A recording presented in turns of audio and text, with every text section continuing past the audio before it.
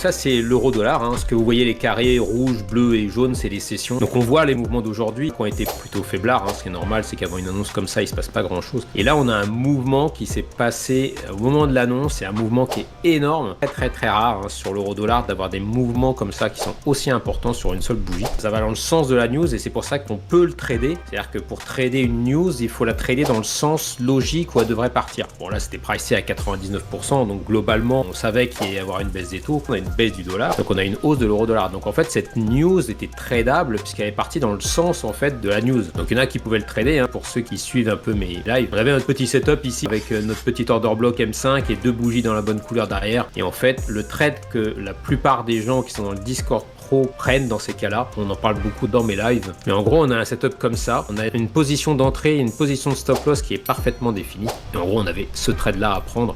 Voilà, il y avait 11 heures à faire à peu près dans la foulée de l'ouverture de l'annonce des taux, parce que c'était dans le sens qu'on voulait, c'était dans le sens logique de l'annonce.